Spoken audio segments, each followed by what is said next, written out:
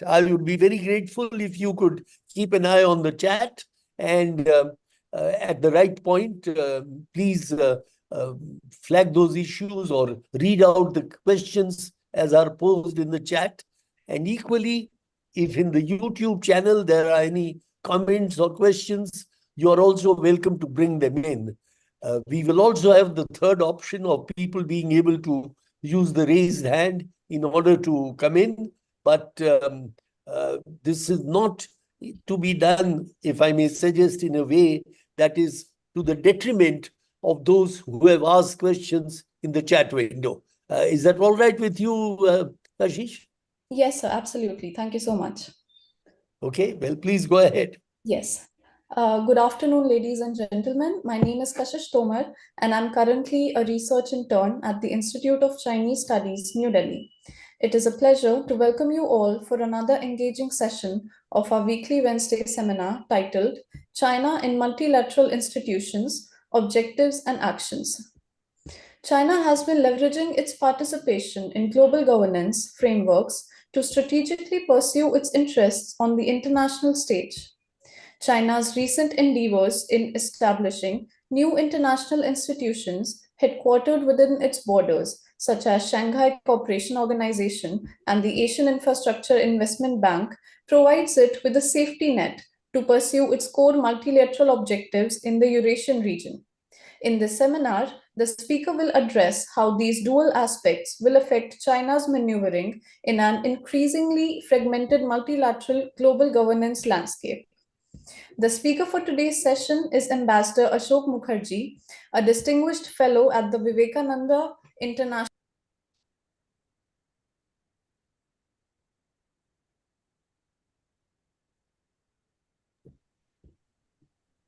He served for over 37 years in the Indian Foreign Service, retiring as India's ambassador and permanent representative to the United Nations in New York in December 2015. He teaches diplomacy at the Diplo Foundation and writes and publishes regularly on international affairs in India and abroad, such as India and the United Nations, A Photo Journey 1945 to 2015, which was published in 2015. Guiding us through this enlightening dialogue is the chair of today's session, Ambassador Kishan S. Rana, an emeritus fellow at the Institute of Chinese Studies, New Delhi. He was associated with the Indian Foreign Service for over 35 years. During his tenure, he worked in the Indian Embassy in Beijing and served as the ambassador and high commissioner to Algeria, Czechoslovakia, Kenya, Mauritius, and Germany. He has authored multiple books such as Churchill and India, Manipulation or Betrayal, which was published in 2022, Diplomacy at the Cutting Edge in 2016, The Contemporary Embassy, published in 2013, and Diplomacy of the 21st Century, published in 2011. Before I hand over to the chair, I would like to ask all participants to follow some housekeeping rules. All participants will be muted during the presentation. Questions can be posted in the chat box during the event, or you can also raise your hand during the interactive session. After the presentation, you will be called upon to unmute yourself and then ask the questions. We request you to please mention your name and affiliation while you raise your questions. That's all. I now hand over the floor to Ambassador Rana to take the proceedings forward. Over to you, sir. Thank you very much. It's a matter of particular pleasure for me to help at this meeting where the principal speaker is Asoke Mukerji. Now, Asoke is a complete practitioner of diplomacy, both in the bilateral domain as well as in the multilateral. And it is this blend of the two, which is true of most of our diplomats, to be honest, which is of great utility. But more than that, after he left his working career in the service, Asoke has kept in close touch with developments, international, but particularly those relating to the multilateral field. And he is completely up to date in his information on what transpires in the multilateral domain.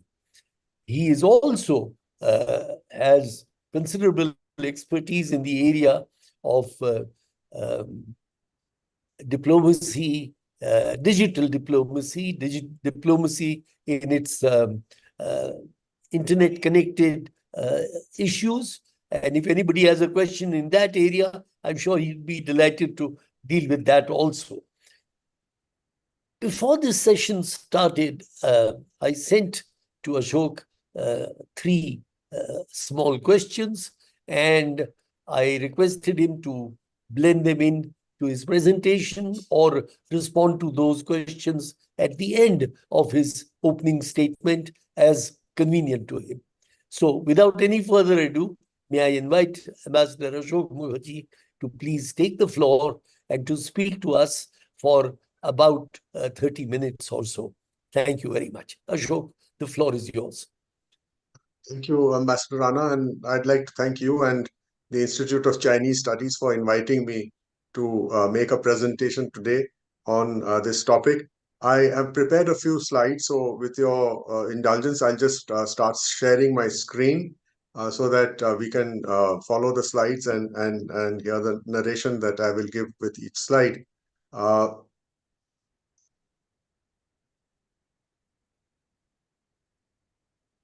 If this is visible, then I can...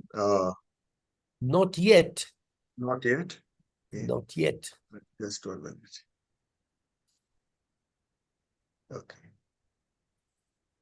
Yes, I think we are getting there. Yes, it's there. Okay.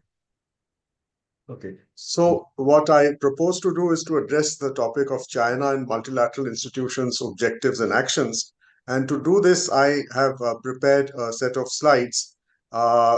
The focus, I would say, of China's activity in multilateral diplomacy and institutions of global governance is directed on maintaining the status quo of these institutions, because these institutions have played a role in enabling China to transition from, especially 1949, when the Communist Party of China took over, till today, where it is.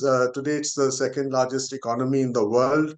It is among the 5 permanent members of the Security Council. It is potentially the most powerful after the United States. So it sees a purpose in carrying on with the status quo.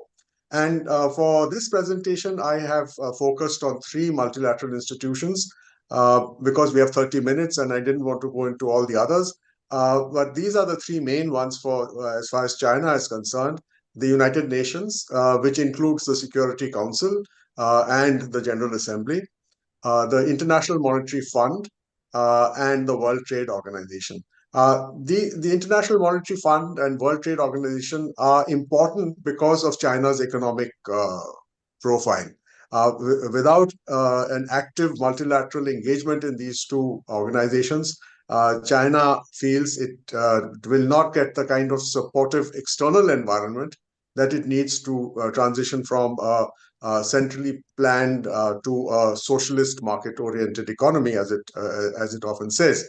But in the last part of what I would talk about today, I would like to also mention that China, because probably sitting at the high table of multilateral governance, is acutely aware of the potential of fragmentation to the multilateral system. And therefore, without waiting for events to overwhelm it when they occur, this fragmentation, China has already taken steps, I would argue, to create what I call a safety net of institutions which have a multilateral reach, which are headquartered in China, and or which are in the space around China, and which can provide it with an alternate multilateral system, which would, as with most other such initiatives, be limited to its core regional interest. And that, I think, today is loosely defined in the word Eurasia. So China has already set in place building blocks for a pursuit of its multilateral objectives, even if it fractures in the Eurasian context. Now, in terms of the IMF, China's relationship with the IMF was actually started off during the negotiations at Bretton Woods, which concluded in the establishment of the IMF in December 1945, with China being the third largest quota holder. Now, that was, of course, the Republic of China. And if some of us remember the leading lights of the Republic of China at that time, they were very mercantilist and very commercially oriented people. They were in the business of making money. And I think that was the reason why China, the Republic of China, during the negotiations, insisted on its own share of the quotas that would determine how the IMF would govern itself. And it's interesting that in the negotiating history, there's a reference to the Indian delegation supporting the Chinese in Bretton Woods in this endeavor. But anyway, that's a separate issue. What happens to China and the IMF actually is reflected in the other multilateral organizations as well, which is with the coming to power of the Communist Party of China, suddenly there's a disconnect between Communist China's multilateral interests and its ability to pursue those interests, because the seat in the IMF, as in the United Nations, is held by the Republic of China. And I think that this is something that is a shadow which you always find when interacting with Chinese multilateral diplomats. Initially, there was a perception that the Chinese wanted to create a clean break and that they would approach it in terms of their own participation in multilateral institutions. In the case of the IMF from 1980, in the case of the United Nations from 1971. But today, and I think it's important for us to understand that today, the Chinese diplomats on the ground and their policy makers do not discard the creation of these institutions. And therefore, China projects itself as a founder member of the contemporary multilateral system. It is a stakeholder, and therefore it uses that to buttress its claims to be a legitimate interlocutor in any discussion on how multilateralism is functioning, where it is going, and so on and so forth. Now, I'll just conclude the IMF part very briefly by pointing to one area where the IMF has benefited China and which China itself acknowledges, and that is in the reforms of its financial sector, the introduction of international monitoring standards, which are used for monitoring statistics and data, the three tax reforms, 1992, tax reforms, the exchange rate reforms of 94, the commitment to current accounts convertibility 96, and the crowning glory, if seen from a Chinese perspective, of the Chinese currency being included in the global basket of the IMF in 2015, which effectively gives China a visible influence in the global trade and financial sphere. Now, how is China leveraging its membership of the IMF for its own interests? And I think that here, the fact that developing countries which seek support from the IMF are nudged towards looking at China as a partner, and Chinese projects such as the Belt and Road Initiative or Chinese debt relief initiatives as options. It has, in a sense, enabled China to acquire not only a national dimension, but a global dimension. That it is a partner, a member of the IMF. It has the third largest quotas today again. And it is a partner of the IMF which is trusted. This is the word used by the current Chinese executive director in the IMF, who has constantly been focusing in his public remarks on the IMF on the element of trust. And I think it's important to keep this in mind, because attempts to reform the IMF and to get more space for countries, emerging economies such as India, etc., somehow tend to gloss over the close and mutually beneficial relationship that exists between China and the IMF. Now, when you go to the World Trade Organization, the picture is slightly different, but not very, because here too, the Republic of China was one of the original 23 countries that set up the General Agreement on Tariffs and Trade in October 1947. Within 2 years, the Republic of China withdrew from GATT. So unlike the IMF and the United Nations, here you had a missing actor. China was not there in the GATT all the way up to its accession to the World Trade Organization in 2001. And that's a long gap.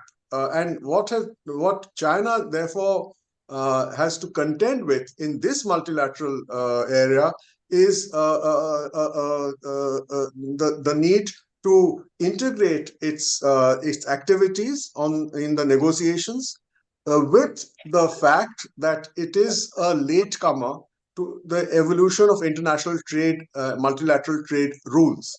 And therefore, I think that one of the areas of interest of those who observe China in the World Trade Organization is how much this China is interested and focused on the rules-based order of the World Trade Organization. Because it's something that it feels what it inherited as a country which came into the WTO in 2001 is what it calls a rules-based order, in which the most important rule principle is equal treatment, MFN. And China has used this aspect of the World Trade Organization of demanding equal treatment, and if not getting equal treatment, then using dispute settlement of World Trade Organization to obtain equal treatment as an operation of the rules-based order.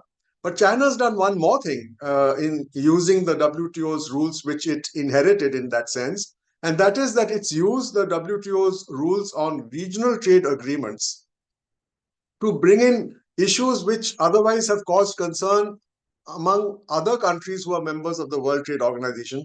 And specifically, China has used WTO rules to regulate the operations of its state-owned enterprises. Now, in this audience, all of you know the importance of state-owned enterprises in the Chinese system.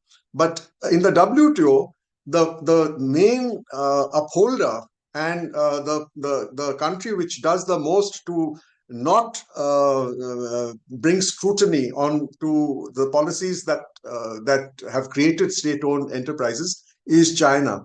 And by notifying its regional trade agreements, which have brought in 26 other WTO members, China has effectively helped its own interests in protecting its state-owned enterprises from WTO rule scrutiny. The second area where China is now playing a more active role, and this is a new role, was created from 2017 onwards by the United States in the WTO, when the United States under Donald Trump decided to destroy the WTO's dispute settlement structure. Now, when China joined the WTO, like most other countries, one of the reasons for joining the WTO was to get themselves out of the application of domestic legislation of big economic powers like the United States.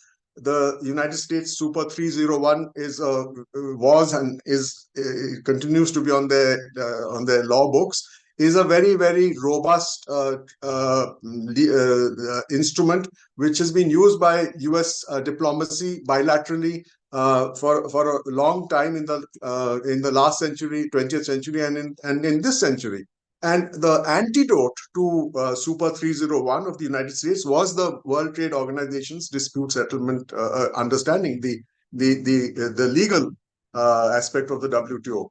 So what China has done when confronted, as most of all the other WTO members were confronted by the United States destroying the WTO system of dispute settlement by just refusing to fill up the consensus to fill up the vacancies in the WTO dispute settlement structure, was that China created, along with the European Union, Japan, Australia, Singapore, and 45 other countries, alternate system, but which is within the WTO.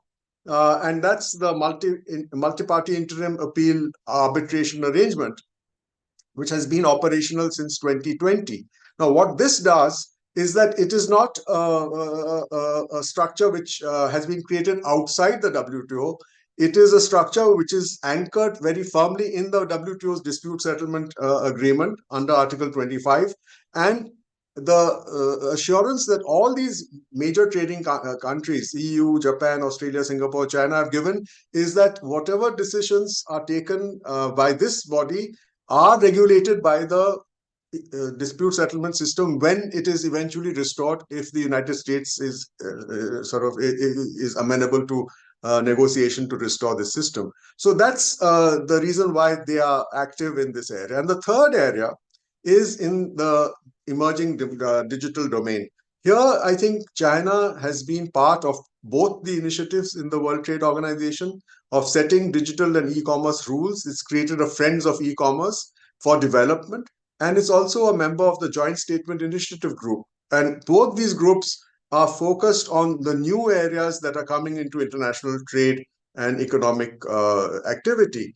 Now, I just mention it because for those of us who live in India, it is very astonishing, I would say, that India is not a part of either, although we say a lot about digital India and our own aspirations. So how do we use rules to support and to regulate this area is something that needs to be seen. So having touched these two multilateral organizations, I'd like to come to the United Nations itself.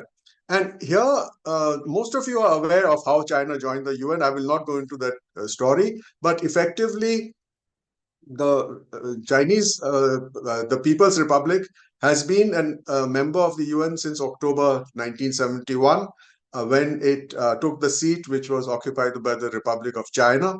Now, in the General Assembly, where the China is an active, visible presence, the role that China has been playing is of stressing consensus to reach agreements. China does not encourage voting to get outcomes or decisions. And I would just mention this because in the General Assembly, China has aligned itself from 1994 with the developing country group, which is the G77.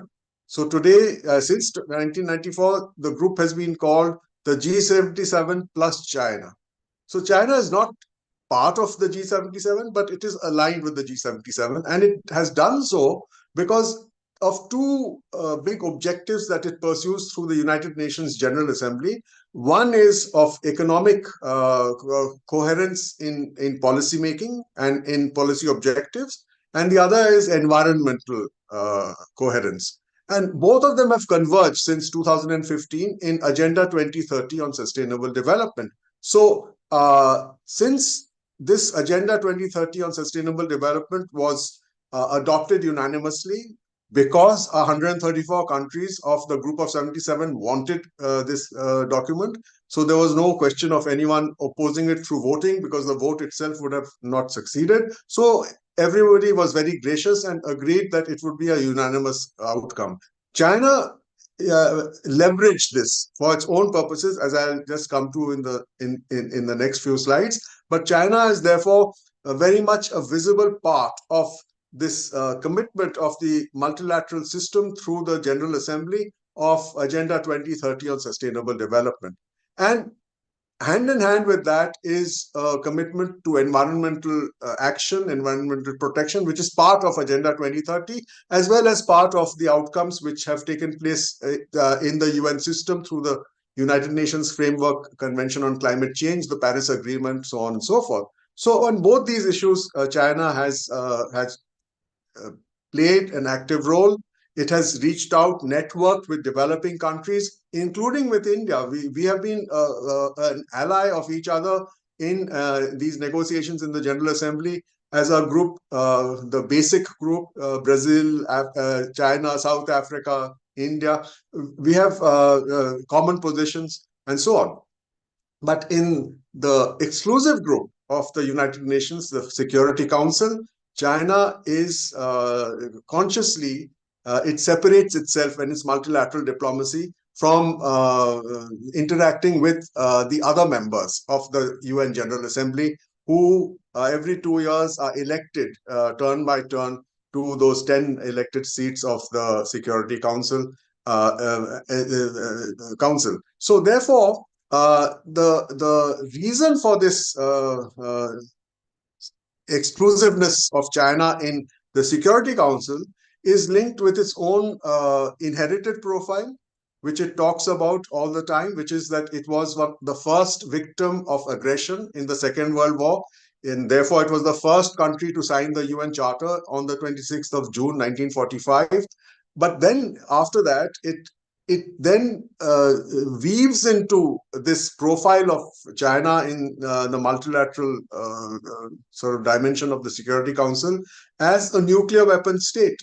And that it is a part of the NPT as a nuclear weapon state, that it is committed to a no first use policy for nuclear weapons, etc., and that it has not disrupted the work of the Security Council, which happened a lot during the Cold War and has happened after the Cold War as well, by the use of the veto.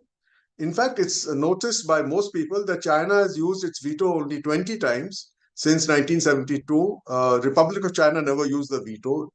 People's Republic of China used it to block Bangladesh the first time in August 1972. But after that, it's used it only 20 times altogether, and 10 of them have been in the last 10 years on Syria. So it has a low profile. It tries to adopt a policy of negotiated outcomes.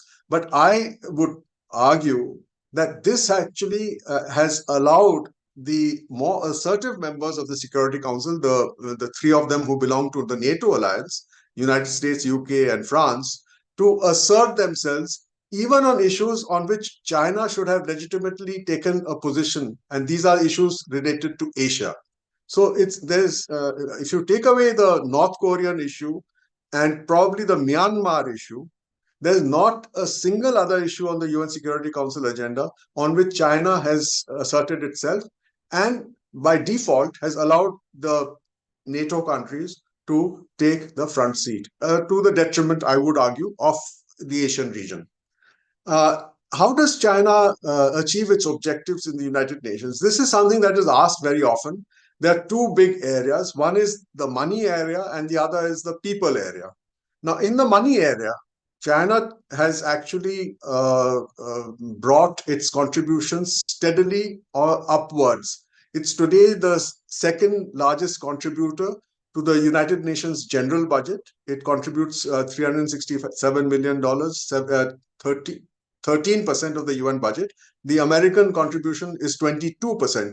But the American contribution has been subjected to their own budget cuts. So therefore, the Americans are in arrears on their payment to the UN budget, which China is not. And therefore, China has a certain positive dimension in the budgeting activities of the United Nations. And in the peacekeeping area, which is a separate budget, China has increased its contributions to today it's 15% of the peacekeeping budget. It contributes $900 million. But more than that, it's the only P5 country, the only permanent member, which has actually put a large number of troops on the ground. It has 2,500 troops in 8 different peacekeeping missions out of the 95,000 peacekeepers that the UN Security Council has deployed across the world. So it is a country which is seen as not only putting itself in the policy-making field, setting out objectives for peacekeeping, but also giving the resources to meet those objectives. And that gives it a credibility with a large number of its partners in the multilateral world. But there are some who also have found a very interesting dimension, and that includes India, that where Chinese troops, for example, have been deployed with troops from India in South Sudan, in the test of fire, which happens when protecting civilians, which is an unscripted area for a lot of militaries all over the world, the Chinese troops have been found wanting, and they have been, in fact, singled out by internal reports of the United Nations as not being up to the mark. And that's a very interesting point, which is not very well publicized, but it's an interesting point, because it, in a sense, punctures this larger-than-life image of the People's Liberation Army that is, floated along the corridors of multilateral diplomacy, that China is a very large and a very strong and so on army. But on the ground, in the United Nations framework, this has not been shown to be 100% true. Now, if you look at the way, and this is a topic which occupies a lot of analysts and diplomats in the multilateral world, that China is dominating the structures of multilateralism by all its people, heading these organizations. But I would say, and I put it on the screen, that this process actually is a bit hyped. I think China dominates the economic and social area very strongly. It has a stranglehold on it, in fact. The UN pillar, which deals with Agenda 2030, that is something that China has really got a very hard grip on. It's got the Undersecretary General, Zhenmin Liu just now, Wang Hongbao before, who head it. It's got directors, deputy directors in the system who are from China. And it's also got a focus on Africa. And that's an interesting point, because a lot of people tend to not be aware of the Chinese being one of the few UN member states who have two envoys. And these are senior management people. One is the deputy head of mission of the UN mission in South Sudan, Guang Kong, and the other is the special envoy for the Great Lakes region, Huang Xia. Now, the special envoy for the Great Lakes region includes countries like the Democratic Republic of Congo and Central African Republic and that belt of Africa, which is today the focus of a lot of companies all over the world for its huge deposits of rare minerals and resources. So it's a focused placement of people to get to the larger objective of China, which I mentioned right at the beginning of this talk, which is to ensure its economic transition into the most powerful economy in the world. The United States and basically has led the pushback against China's leadership of other international organizations. And the Chinese actually lost elections for UNESCO held in 2017. A French lady won that, to the UN ODC in Vienna, and to the WIPO. Most recently, of course, China was not directly involved, but even the ITU has gone out of the Chinese-Russian hand. So there is not a kind of picture that China is dominating. I think China is trying to dominate, but having seen the way the rest of the multilateral world is responding, led by the United States, China has decided to hunker down and focus on its core interest, which is the economic and digital areas. These are the two areas where China is focused on. Now, China has announced three global initiatives, and I think it's important to just talk a little bit of that. The Global Development Initiative, the Global Security Initiative, and the Global Civilizational Initiative. These are three initiatives. Two of them have President Xi Jinping's personal imprint. President Xi Jinping announced the Global Development Initiative in September 2021. These are basically 8 areas. I would call them the Sustainable Development Goals of Agenda 2030, plus a little focus on the digital economy. So that's what is why I call it SDGs plus. Now, when you see the list of 8 on the left side of the screen, you realize that these all have an economic dimension. And that's the leitmotif of China's multilateral diplomacy, that it is focused on the economic dimension. And if you see how it's taken actions to achieve this goal, on the right side, I put the 4 bullets. The policy, it's very interesting that China is a country which has co-opted very openly the UN Secretary General into this attempt of China to provide money to achieve these goals to benefit China. And as far as I know, no other country in the UN General Assembly has got this kind of indulgence from the Secretary General, that the head of office, the chef de cabinet of the UN Secretary General, chairs the China UN Steering Committee, which has its objective to empower China as the global implementer of Agenda 2030. Now, China has done two things to achieve this objective. One is it's given money. It's got the Global Development and South-South Cooperation Fund, $4 billion which come from China, which is meant to push its BRI projects through the UN system. So all the UN system is geared, UNDP, UNIC, even in most countries in the world, are geared to support the BRI projects as part of Agenda 2030. And the other fund they have created is the UN Peace and Development Trust Fund, which has got $200 million. Again, it's coordinated by the UN Secretary General's office and China. It's done 131 projects in 7 years. What makes it different from India's fund, which I've just mentioned at the bottom of the slide, we have a similar development fund with the UN since 2017, is that we focus only on development. China focuses on peace and development. So that brings in a multidimensional security paradigm. China's approach is that development can be sustained through peace, and peace can be sustained through development. So it's actually walking the talk of Agenda 2030, which itself in it contains this formulation that without peace there can be no development, and without development there can be no peace. India, for some reason, is not connecting peace and development. We have our own approach to this. The second is President Xi Jinping announced in the Bo Forum in 2022, China's Global Security Initiative. And I think this is an interesting initiative, which is anchoring itself in the purposes and principles of the UN Charter.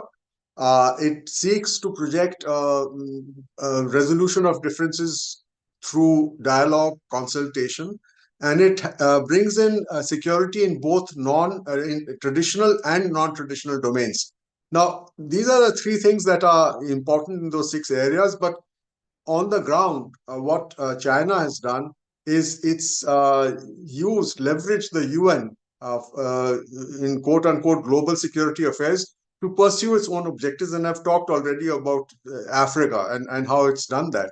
The second thing it's done is it's invested in mediation, which is slightly in very public mediation in terms of the outcome, not during the process, but in the outcome. And it's taken a lot of credit for the rapprochement between Saudi Arabia and Iran, and also for bringing the situation in Afghanistan through its mediation to resolution, which I think most of us will see at the end of this month when Qatar hosts meeting on Afghanistan, at which some Afghans will have been selected to represent non-Taliban elements and to provide the international community with its objective of an inclusive regime in Afghanistan. China is behind both these initiatives, and I think it's important to not only take note of that, but to also understand that why these two initiatives are important. And I think one reason, there may be other reasons, but one reason is to pacify the overland access that China gets to the energy resources of the West Asian Gulf region. Because if it can build its pipelines, which it has built with abandon all the way across the east-west to the Caspian Sea, there's nothing to prevent it from creating a pipeline network all the way up to the Gulf and taking the oil of Saudi Arabia overland to China. And that will enable China to avoid the current problem it faces in the Malacca Straits and the potential problem it faces in the Straits of Hormuz, because the Straits of Hormuz is the biggest maritime thoroughfare for American naval power. Their aircraft carriers keep going and coming up and down this maritime domain. So these are the two areas, but having made mediation a public objective of the Global Security Initiative, it's interesting for a person like me to note that neither on Ukraine nor on Palestine, Israel, has China made any attempt to play the role of a mediator. So any significant role. They have made the usual noises and given position papers, etc., but they have not followed it up seriously. I think that in the Global Security Initiative, the initiative that they've taken on data security and artificial intelligence governance requires some focus, because these are taken with a view to position China in the emerging digital world that is coming up, and that will be with us in the next 5 to 10 years. China is already staking out a global role in data security and AI governance, which when you come across the discussions in multilateral forums, you tend not to recognize, because those discussions are dominated by the output of the corporate companies which are headquartered in the United States and which have fed the mainstream media. So if you enter a room in a multilateral meeting and have a discussion on cybersecurity, cybercrime, etc., everything is dominated by Microsoft and by Google and all these things. But in the policy-making sphere, China is quietly but substantively positioning itself to be a player in the digital world that is emerging. And one of the areas that it's done so already is in the Eurasian area. I'll come to that at the end of this talk. Now, the third initiative, the Global Civilizational Initiative, I found to overlap with the Global Security Initiative, and I didn't pay much attention to it except for one principle that China has put in its 6 commitments, and that's number 4, the principle of indivisible security. I think that this is the first time I've seen in a policy document of an Asian country a reference to indivisible security, which is something that those of us who've dealt with it in the multilateral world associate very closely with the Helsinki process in Europe, and which ended up with the Helsinki Final Act of 75 and the creation of the Organization for Cooperation and Security in Europe. The principle of indivisible security, which actually has been challenged by the Ukraine war. So for China to use this principle in the Global Civilization Initiative, for me, is an intriguing element, which I think needs more to be done. Now, I'd like to come to the end of what I wanted to talk about today by focusing attention on why China wants or what China wants out of its multilateral engagements. I feel that China's primary objective is to continue with existing multilateral structures anchored in the United Nations, because it is, as I've talked about already, playing a significant role. And it's also taking advantage of a dilution of the leadership role of the United States, a dilution which took place initially during the Trump administration, with the withdrawal of the United States from several multilateral organizations. But even with the restoration of membership of these organizations under President Biden, the leadership role of the United States is in jeopardy today. And I think the events in the last 5-6 months have actually illustrated how isolated the United States is in the international community in terms of its leadership role. Because of one reason, and that is that to play a leadership role successfully, the United States had to champion diplomacy. The moment it stopped championing diplomacy, it in a sense shot itself in its own foot as a leader of the multilateral system. And China has taken advantage of that, as I mentioned, even by stressing on its own mediation role. The Chinese options, which were discussed in the context of a lot of articles came out during the China-United States summit in the middle of November, which took place in San Francisco. The Chinese statement was very interesting for me to read. And it said, and I quote, China and the United States are faced with 2 options in the era of global transformation, which is unseen in a century. One is to enhance solidarity and cooperation and join hands to meet global challenges and promote global security and prosperity. The other option is to cling to a zero-sum mentality, provoke rivalry, confrontation, and drive the world towards turmoil and division. And I think that this is, just 2 months ago. So it's a statement, official statement of China, which reveals China's recognition that this multilateral system, which has given it so much, may not survive in the way and form it is for much longer. And therefore, what is China's option? And I think that this is why I have put this in the discussion. that China is not going to wait for multilateralism to fragment and collapse and think of what to do. I think that China has already thought of a truncated form of multilateralism, which is focused on Eurasia. It's got, as I said, the principal objective of indivisible security, which is it has articulated. But what has it done on the ground? It has supported 3 regional security frameworks in the Gulf, in Afghanistan, and in the Horn of Africa around the Red Sea. So it's got 3 initiatives which it has articulated in its membership of the Security Council, in those debates which take place every month on the Gulf issues, on Yemen, for example, on Afghanistan, and on Somalia and the Horn of Africa. If you read the statements by China, you come in every time, every month, when they speak about these issues, they talk about the need for regional security frameworks. The second, they've got and they've supported active trilateral security cooperation between China, Pakistan, and Iran. And I would say that that is as much directed towards ensuring overland access to the Gulf as to whatever their interests are in Pakistan. The third, they've built these 2 building blocks, which was referred to by our Master of Ceremonies when she introduced the topic, the Shanghai Cooperation Organization and the Asian Infrastructure Investment Bank. I'll just talk about these 2 in the next slide, but I would like to add another structure which China has now invested very openly in. And that is a structure created almost 20 years ago in Kazakhstan called the Conference on Interaction and Confidence Building Measures in Asia. Most of us know it as SICA. That's the acronym.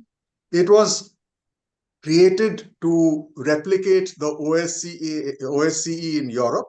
It didn't succeed because it didn't have the necessary political support from all its members. But today, it's interesting that China has chosen this organization to position itself in a prominent management role, that of a deputy secretary general, because the secretary general has always been from the host country, which is Kazakhstan. But the deputy, appointed in October last year, is a Chinese lady, Zhang Ling, and she, in a sense, is now got the support of the host country, which is under a president who is known to be a Chinese specialist and rumored to be pro-Chinese, as the person who will drive the evolution of SICA. So they are positioning themselves to take advantage of this international organization, which already exists as a secretariat. And just in the process, what has happened is that the arrival of the Chinese has upset the troika, which used to guide the host country right from its inception till October last year, the troika of Russia, India, and Kazakhstan. So it's an interesting development. Ashok, would you like to wind up a little bit, because we are... Yeah, I am finished. I have finished. I have finished. I have finished. I have mentioned all these things. I have explained why these are important. And I think that I just finished the last slide. The objective is to dominate these organizations to achieve its interest as an economic power. But what are the 2 areas which I think are 3 areas which are important? One is that the United States sees China as an interlocutor at the San Francisco summit. And one of the cards in the hands of the Chinese, which the United States thinks it can do business with or do a deal with, is on developing countries. And if we remember, the objective of the United States is to erase the differential treatment provisions in multilateral diplomacy for developing countries, then is it possible for us to see a scenario in which China will trade off these provisions in order to get something for itself out of a United States-China or a G2 multilateral system? That is a possibility. The second is in technology. I think it's too early to write off the Chinese technological products and standards from an emerging multilateral domain, although As I said, the media, if you go by the media, would have us all believe that after the victory over Huawei, the Chinese have been painted into a corner, and now there's nothing Chinese coming on the digital world. On the ground, the realities are very different. The Chinese are a player in the digital world, and they have the manufacturing capacity to continue to be players. And the third is the creation of an Eurasian Organization for Peace and Security. This is where I refer to what they've done with SICA. So with that, I end what I wanted to say. So if you want me to address the three issues that you raised, I can do that first. Sure. Briefly, please. So the three issues that Ambassador Rana had raised just before we started this meeting: in which multilateral organizations has China been most successful, and where has it faced difficulty? I think the multilateral organizations China has been most successful have been in the United Nations Security Council, because it has not been challenged. It has the power of the veto. It has faced difficulty in the UN system in some areas. For example, the Human Rights Council, where there's a scrutiny on China's human rights policies. But what China has been able to do is to piggyback on the G77. So what happens in the Human Rights Council is that if there's a discussion and there's going to be an outcome or decision, then unlike in the Security Council, where China has a veto and can block any decision, in the Human Rights Council, it has to, it can't block because it doesn't have a veto. So it has to network and get the majority, which is from the G77 developing countries, to support it. So I think that that's where China has faced difficulty, but it has so far been able to overcome this challenge by having a broad-based support, not all of the G77, but a large number of G77, where especially it has invested money in BRI schemes. They support China, and therefore China has been able to avoid this kind of scrutiny, which otherwise would have come through the Human Rights Council onto China. In the other organizations, the IMF, I think China has been successful. It is happy with a G2 arrangement with the United States, and I don't see it facing any difficulties there. Is there an appetite for questioning China's claims to be a global South country? Yes, the concept of the global South itself is so undefined. It's developing countries have assumed the right to declare themselves to be developing countries. China has also declared itself to be a developing country. But on the counter to that, and the questioning to that has come from the West, led by the United States, who have adopted two approaches. One is to differentiate between developing countries. So you have emerging markets or advanced developing countries. These terms are being used in multilateral diplomacy. They're all coming out of the West. So the objective is that leave the least developed where they are and have the policies to help them, but take away all the differential special treatment provisions from the advanced developing countries. Is China going to be involved in that? I would say that I think the time is passing very quickly for China to continue to call itself a global South country when it has publicly said that it has eradicated poverty to, I think it's now 2% of China is under the poverty line or something like that. I was reading a statistic. So if eradication of poverty is actually the yardstick to determine a developing country or a global South country, then I think China's claims can, of course, be questioned. And so that's the response I would have. The third, how does it integrate its multilateral diplomacy with bilateral relations with individual countries? I think it has, so in my experience, I have one case study, for example, to answer this point. Security Council reform negotiations. When China found that a large number of countries from the developing world had supported putting a document on the table to distill a resolution of the General Assembly in 2015, it adopted a very strange and a very but for people who study China, not so strange approach, which was that it then identified the ringleaders of this group, which had dared to put this document on the table.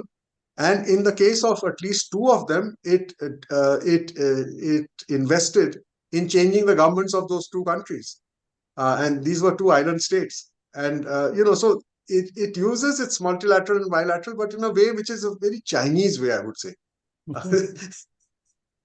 Okay. So I'm open for questions from anyone. Thank you.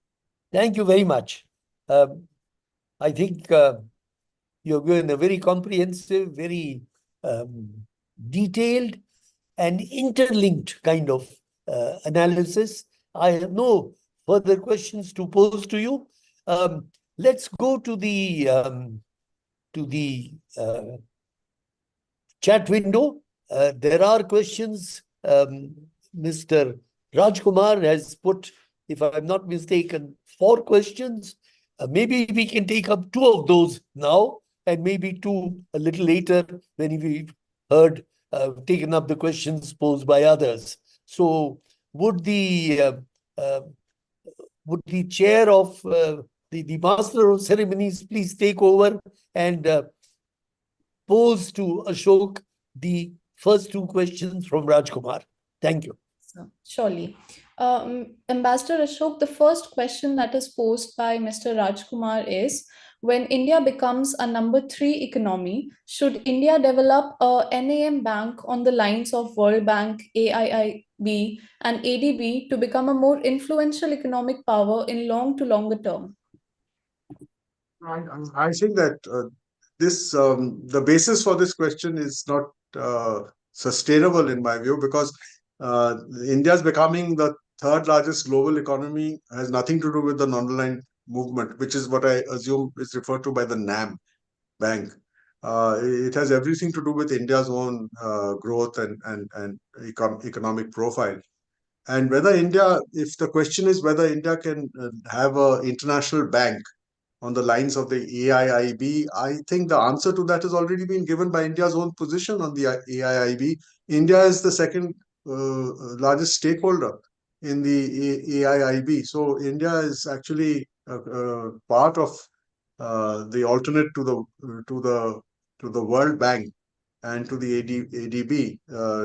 Now, whether the decision taken in 2015 is sustainable today or not is another question. But the fact is that on the paper, on the agreement of the AIIB, India is one of the 3 largest stakeholders, along with China and Russia. So I think that question is not relevant at this point of time.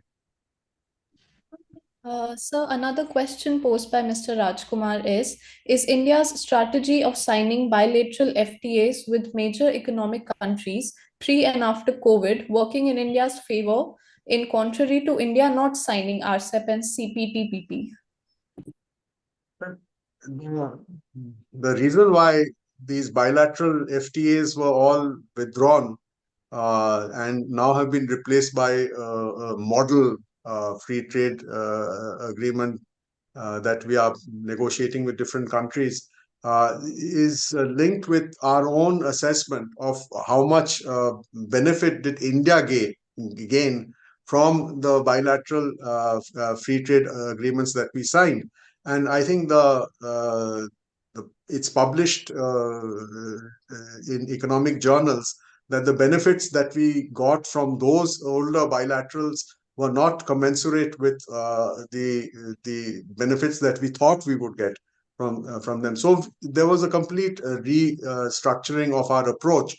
The comprehensive economic partnership agreements that India is negotiating have a chapter on bilateral investments. So our approach is now different from the old approach, in which we treated investments separately and tariff concessions separately. Now we calibrate the two, and we have got with the UAE comprehensive agreement.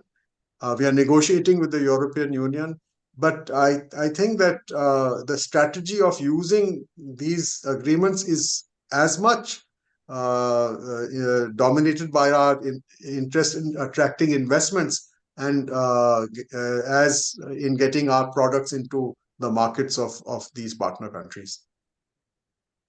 Ashish, would you like to take up the question posed by Ayan Datta and then the one by Rebecca Yes, before sir. going back to Rajkumar if Yes, sir. there is no raised hand? I will do that, sir.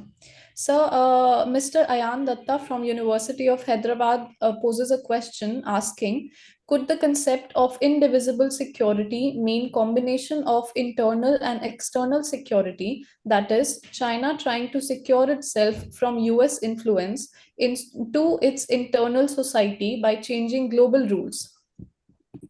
Well, I think I have not seen elaboration of what China means by indivisible security, but I have come across in my career and in my reading on what is the core meaning of indivisible security in the European context. And in the European context, the main meaning of indivisible security is that in the process of pursuing my own security, I do not jeopardize and threaten the partner's security. So to pursue security without confrontation and through dialogue and through confidence building, that has been the European model, the Helsinki model, the OSCE model. Now, I don't know much about China's objectives without seeing a more elaborate explanation of what they mean by indivisible security. I have not seen that in the multilateral forum so far. Maybe they have published it inside China. Maybe people like you who research China are aware of it. I am not. So, the question posed by participant Rebecca C is, what are some of the challenges facing China's multilateral diplomacy in the light of its economic slowdown? And what effect will this economic decline have on the role of AIB as an alternative to IMF and World Bank?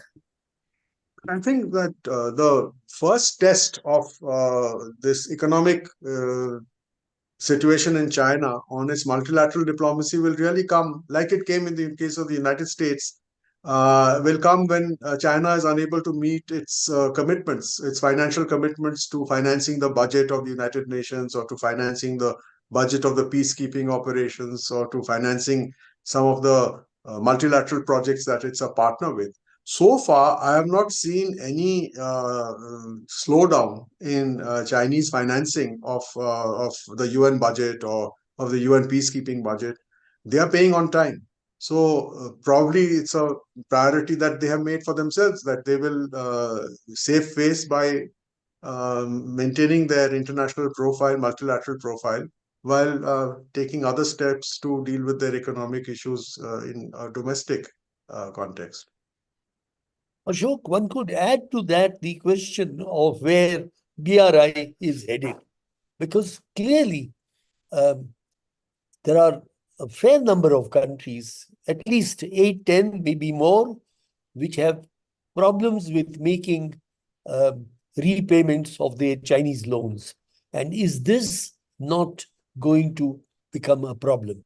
There was a recent article about the little island of Tonga, which is faced with a serious crisis in its repayment obligations. Now, China has begun to work with the Paris group of countries that deal with efforts to help countries facing difficulties in repayments. But it has not so far, as far as we know, written off any loans, or because once it does that with one country, it will open the Pandora's box. So isn't this a potential area of future crisis, the inability of BRI borrowers to repay? But I may add that I entirely agree with you that China's technological global footprint is in fact quite strong, and we may even say that there is a kind of Chinese conception of engineering which is now accepted around the world. And that's a major achievement for a developing country. In the area of railway technology, for instance, high-speed trains, nobody has a technology superior to China's. Europe, which pioneered this, and Japan. Japan has some technological excellence, but it doesn't have the resources to implement projects on a large scale, either within Japan or outside of Japan. Any comments? So on the BRI, just two comments. One is that I have not studied all the BRI projects globally, but some of them I've come across in my own sort of experience on the field. China's BRI projects very often track UN infrastructure plans. I mean, I know the East-West connectivity across Asia, for example. That is today seen as BRI, but it was started off on the drawing boards of the UN years ago. Excuse me, Ashok, Yes, it is yes. actually north-south. China is not involved in any east-west projects for transportation in Asia. It is really working on the north-south projects, which start in Yunnan and go all the way to Bangkok, and another project to go through Myanmar and go all the way to Singapore. These are the two major projects. One is half executed already. Right. Almost on the way to Bangkok. It's That's right. Across the border of Laos, and it's now into Thailand. Sorry for the yes. interruption. And your point is well taken, because what I think that shows is that China is focused on its periphery, on what it's got as an immediate priority. The Southeast Asia, Myanmar, that falls there. Even the Chinese CPEC through Pakistan, that we don't know where it will go or not go, because one is to construct it, one is to secure it. But the BRI projects in Africa or in other parts of the world, I think they have been taken off the drawing boards of already existing thinkers, and they are being put into the BRI matrix. There are two things which I think I would use to respond to what you asked me. The first is that China is an active participant in, we saw it in the G20 meetings as well, on debt restructuring. Now, it has its own interest in it, but it's trying to push it as part of a global problem with a global solution, which enables it to avoid getting identified as being the contributor to many of these debt problems. The second is that it's also trying to get money through multilateral sources for repayment of debt. And a new Indian origin president of the World Bank has been very articulate in how the World Bank is, of the people, and therefore trying to play a role in debt relief. China will support that, because that will enable it to push the issue onto the banks of multilateral institutions and avoid censure of its own national identity. But I think that the issue is a real issue. The capacity to repay, the capacity to even fulfill some of the commitments, especially after the pandemic. I mean, most people today have not yet factored in that the pandemic has created a huge amount of economic disruptions, and disruptions which cannot be resolved just because the doctors have said no more vaccines. I mean, or don't take vaccination anymore. The economies, they will take a much longer time to revive and restore themselves. Kashish, can we go back to the remaining two questions from Mr. Rajkumar? Yes, sir, sure. But before that, we also have a raised hand from Professor Alka Acharya. Yes. I'm sorry, I missed that. Sorry. Alka, please come in. Thank you. I must say this was really a very, very thought-provoking talk that you gave us. And many of the themes that you have raised have been of tremendous interest. And one of our scholars in the university, in fact, has she worked with me, has just written a thesis on precisely how to understand China's power in international institutions. I mean, this is a rising power. How is it using its capacities in multilateral fora? So that's another interesting work that she has done. But what emerges out of your, and this is not very specific technical questions that I want to know, I want to know the larger picture. What comes out from your talk is a China which is ready to engage, willing to go by the rules, seeking to build consensus, of course, pushing its own interests. I mean, that goes without saying. That's very much part of the show. But in all the emerging areas which are now shaping the international order, especially multilateral institutions or the role of major powers in developmental infrastructure projects and so on. In all these issues, it would appear that China is not out to just dethrone the existing, as you yourself said, that they're not really wanting to throw it off and create a new one in their own image. And yet we come across this perception of a China, that's really what the discourse is all about, that here is China not playing by the rules of the game, completely untransparent, projecting it as, a predatory kind of a power on the international bloc. And yet, from your presentation, again, Europeans are ready to work with them. They are working with them. So where do you see this, where does the shadow fall between a certain perception and the actual practice, which appears, for the most part, to be wanting to be, a fellow traveler, as it were? I think, thank you, Professor. Thank you for being here today also. I think that the answer to what you asked is interesting, and maybe Ambassador Rana will also chip in with his view.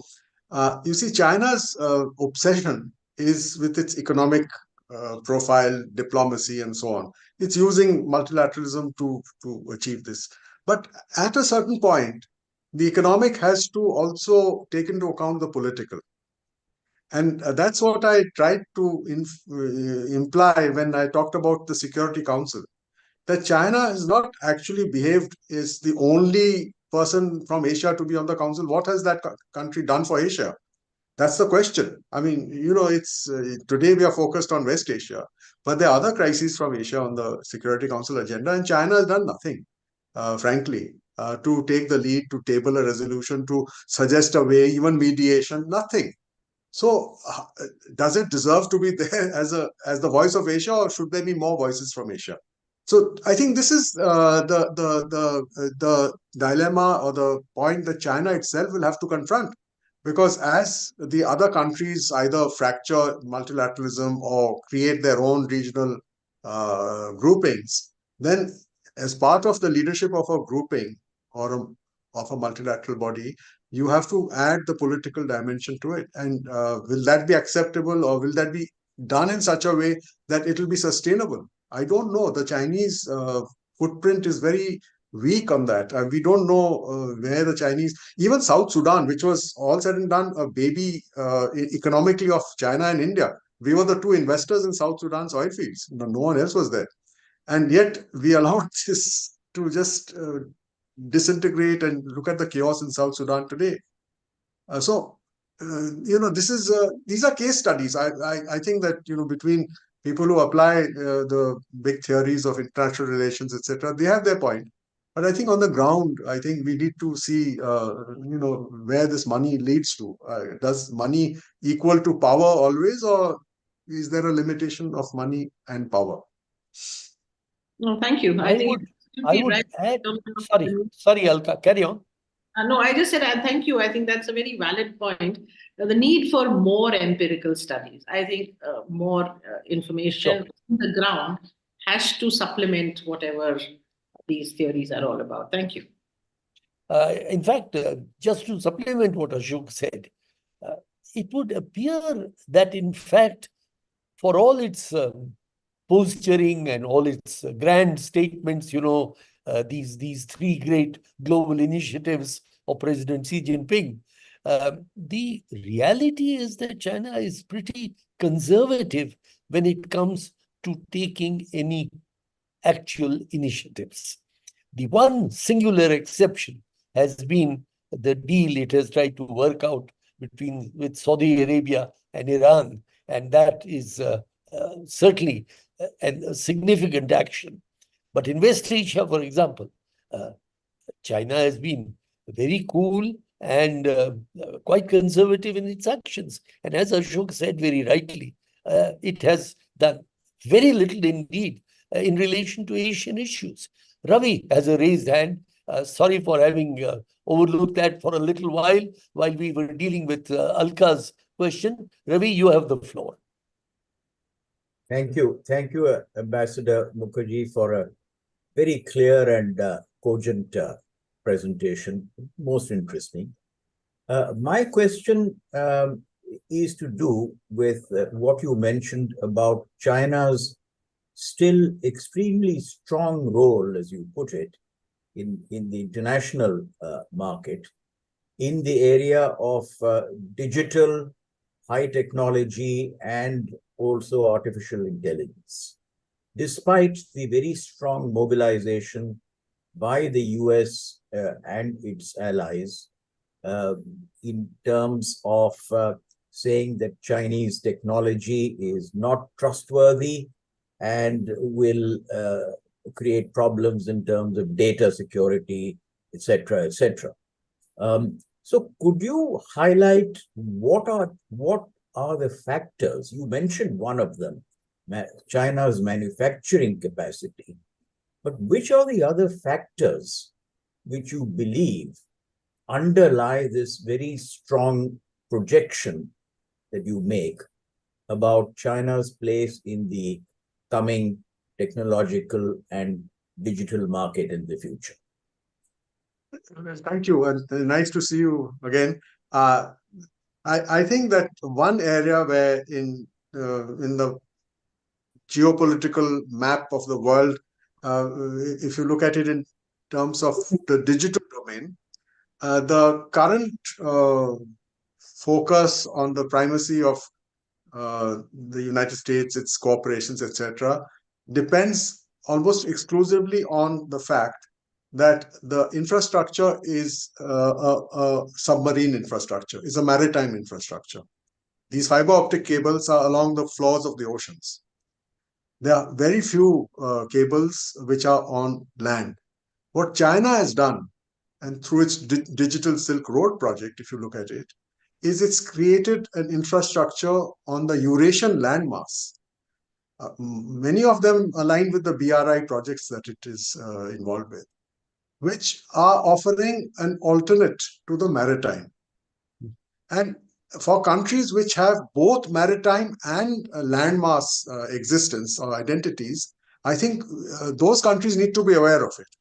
Because every bit of digital data will not necessarily flow along the ocean floors. The second is that the ocean floors itself so far were uncontested. But with China now in the mode it is, the ocean floors themselves are getting contested. You saw Admiral Arun Prakash's article yesterday in the Hindustan Times. The mapping, the hydrography. I mean, they are not keeping quiet. They are not status quoist. They are actually pushing the envelope to see how far they can go. And it is possible they'll find partners who are maritime countries who will help them to be part of the that ecosphere, of the digital ecosphere as well. Australia today is not there, but tomorrow Australia could come back. It has happened in the past. So, it's something that needs to be factored in, that who controls the infrastructure. For 30 years, the infrastructure was controlled by the companies from the United States using the submarine maritime domain. But today, I think there is not 50-50. It's still 80-20 or maybe even 85-15. But that 15 or 20 is growing. And as the people live on the landmass, that will grow. I mean, you see and Africa is actually the best example of what you asked me, because the growth of the digital domain in Africa is something that's quite phenomenal, because the population of countries like Nigeria and South Africa, etc., these populations are going to be among the largest populations in the world in the next 25-30 years. So that's where the internet and digital activity will increase. Kenya. So this is where China has got a footprint, which today is not visible because, Microsoft, who thinks of Africa? I mean, Ambassador Rana and I, when we teach online, the African students get into such difficulties trying to connect to the internet. Nigeria is impossible. I mean, it's almost like a black hole. So this is something that the Chinese will deal with. And of course, there's a change of technology, like Elon Musk has shown, satellites. So in the satellite world, the current dominance may be challenged, and China is a satellite power as well.